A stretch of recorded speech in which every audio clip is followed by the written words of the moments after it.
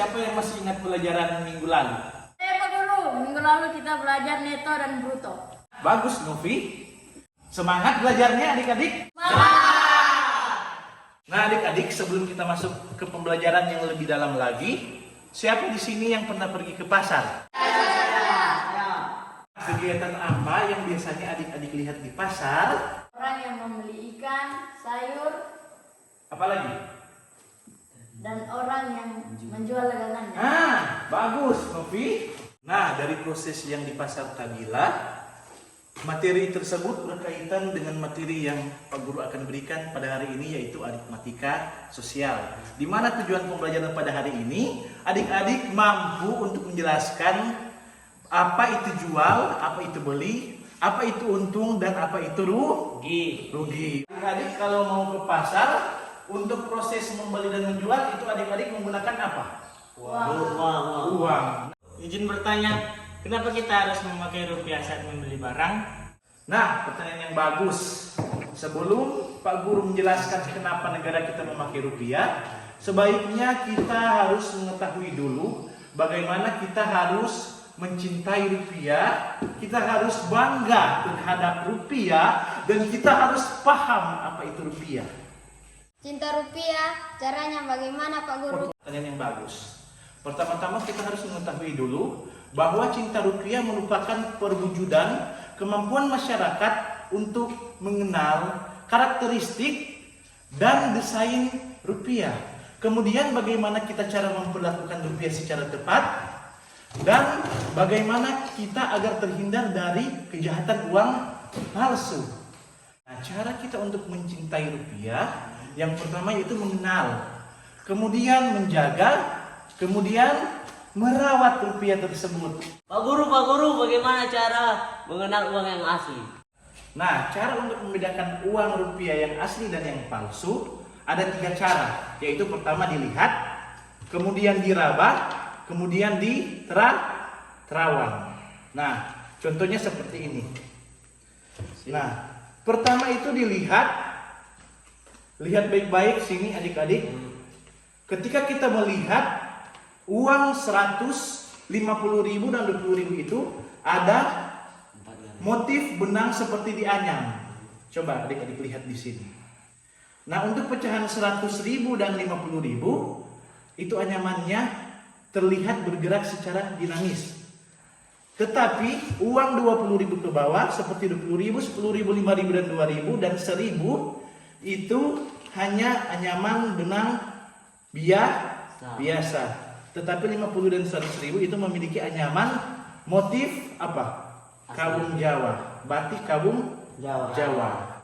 Selain itu, yang membedakan mata uang atau uang asli dan palsu, selain benang yang dianyam tadi, yaitu terdapat logo atau gambar bunga yang akan berwarna ketika kita melihat dari suatu pandangan yang Jauh. yang berbeda atau suatu pandangan yang tepat. Jadi ada logo bunga terdapat di sini ketika kita memainkan uang, dan ada pantulan sinar matahari. Nah, kita akan melihat logo bunga yang akan timbul di sudut-sudut uang yang asli. Kemudian saat kita melihat uang asli, terdapat logo BI. Apa itu BI?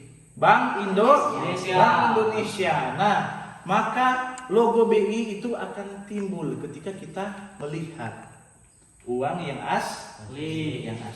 Selain dilihat, apa kedua? Tadi yang Pak Guru bilang diraba. Nah, uang asli itu kalau kita raba itu akan terasa kasar pada cetakan. Coba adik-adik raba. Coba raba yang di sini. Kasar kan? Kasar. Nah, kemudian raba yang di bagian sini, yang di logo Garuda, kasar. Nah, baru yang di samping-samping sini, cetakan garis-garis yang berpasangan, kasar. Cara yang ketiga untuk kita menentukan uang tersebut asli apa tadi? Diterawang. Nah, cara untuk menerawang uang, coba adik-adik terawang pada sinar matahari. Coba pegang dan diterawang. Apakah muncul gambar pahlawan dan nominal pecahan pada uang tersebut? Coba dilihat dulu. Ada? Ada. Oh, Diterawang. ada. Oh, berarti Asli. asli. Coba yang ini, coba. Coba yang 50.000 diterawang. Oke, diterawang begini. Apakah muncul gambar pahlawan samar-samar dan pecahannya? Ada. Oke, berarti asli. Nah, itulah 3 cara dalam membedakan uang asli dan uang palsu. Pertama apa? Dilihat. Kedua, dirawat, rasakan serat. Dan ketiga apa? Diterawang. Ketika terawang itu akan terlihat gambar pahlawan yang samar-samar dan akan terlihat nominal uangnya. Nah, sudah paham kan adik-adik? Palsu. Selain itu di dalam rupiah juga terdapat keanekaragaman budaya. Ini ada budaya dan seni-seni dan cagar alam Indonesia, di dalamnya ada gambar pahlawan. Semua itu dikombinasikan agar rupiah terlihat lengkap dan menarik. Coba adik-adik lihat, ada pahlawan juga dikombinasikan dengan seni-seni dan budaya yang ada di Indonesia. Nah, maka dari itu kita harus merawat uang rupiah kita dengan baik. Nah, bagaimana cara merawatnya? Yang pertama yaitu kertas uang rupiah tidak boleh kita lipat atau dilusuh. Dilusuh itu apa? Diramas atau dibuat kusut. Nah, kedua, kita harus menjaga kebersihan dari uang. Bagaimana caranya? Simpan di kantong. Boleh dicoret-coret? Boleh. Apa? Boleh dibuang di PC? Boleh. Boleh. Tentu kita harus menjaga kebersihan uang. Dan yang ketiga, kita harus menjaga keutuhan uang rupiah ini dengan cara jangan merobek. Bagus. Jangan dihektar. Bagus. Apalagi? Pokoknya jangan membuat uang rupiah ini menjadi kurang. Tidak bisa membuatnya bolong, jangan membuatnya robek, jangan hektar dan sebagainya. Kemudian selain merawat, kita harus menjaga rupiah agar kita terhindar dari Penculikan. kejahatan uang-uang palsu. Tadi kita sudah membahas tentang bagaimana cara mencintai rupiah. Sekarang kita membahas tentang bagaimana kita harus bangga mempunyai rupiah tersebut. Adik-adik bangga enggak? Bangga. Nah, bagaimana cara kita agar bangga terhadap rupiah tersebut? Kita harus mengetahui bahwa bangga rupiah merupakan suatu perwujudan dari kemampuan masyarakat untuk mengenal rupiah sebagai alat pembayaran yang sah, kemudian sebagai simbol kedaulatan NKRI, dan ketiga sebagai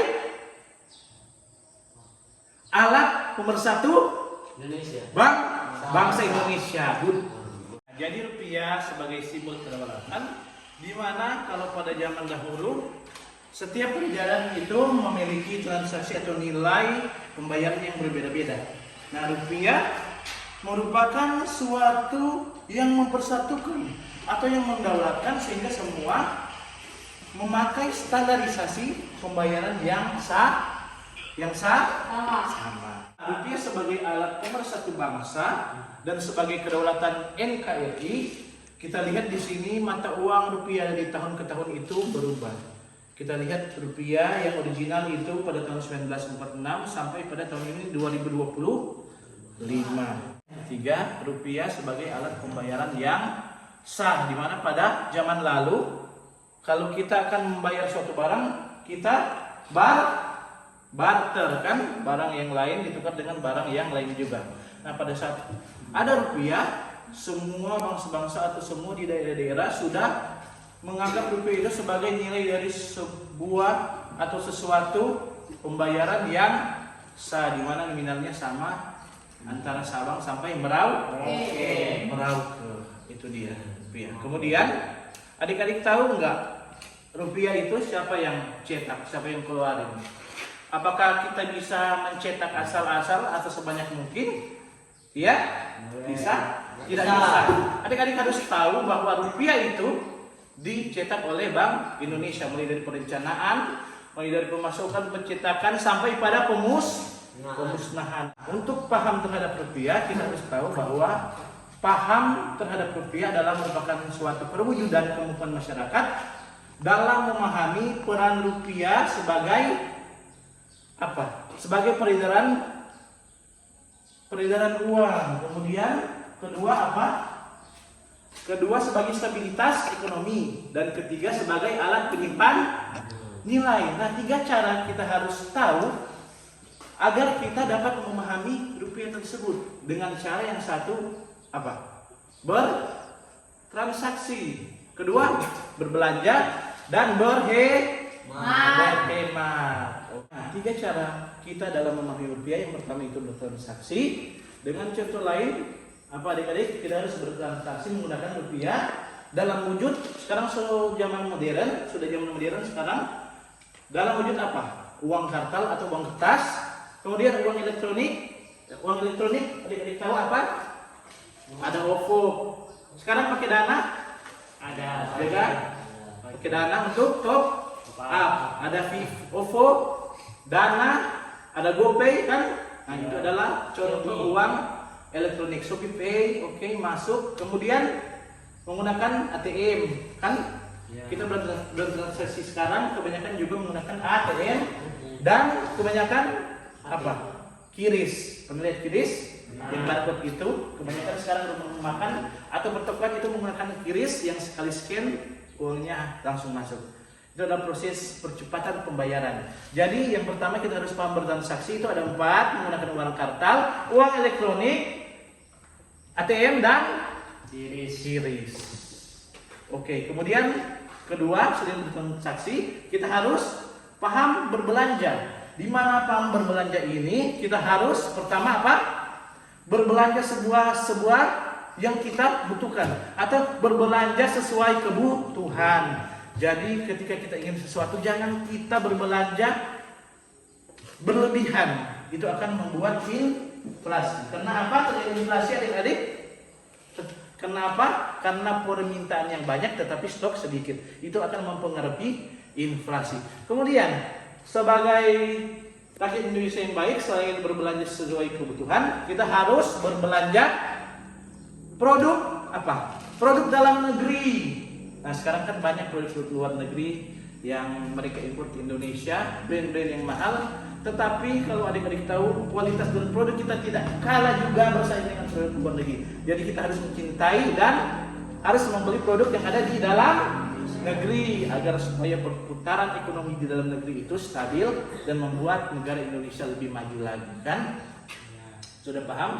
Nah, kemudian yang ketiga, selain bertransaksi berbelanja kita juga harus apa adik-adik tadi? Berhemat.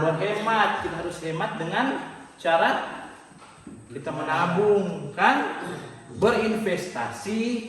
Kemudian dengan cara menabung dan berinvestasi, uang kita dapat bertumbuh dan kita dapat menyimpan untuk di hari tua kita, kan? Jadi kita harus menabung, berinvestasi dan melakukan pertumbuhan agar uang tersebut bertumbuh.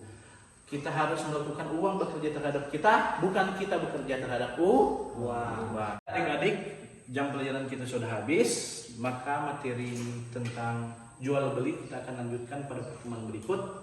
Dan akhir kata, Pak Guru ingin sampaikan bahwa cinta rupiah sama dengan mencintai Indonesia, bangga rupiah sama dengan menjaga kedaulatan bangsa, paham rupiah sama dengan bersama mewujudkan stabilitas dan kesejahteraan negara. Cinta, bangga, paham rupiah untuk Indonesia dimulai dari kita. Tepuk tangan dulu.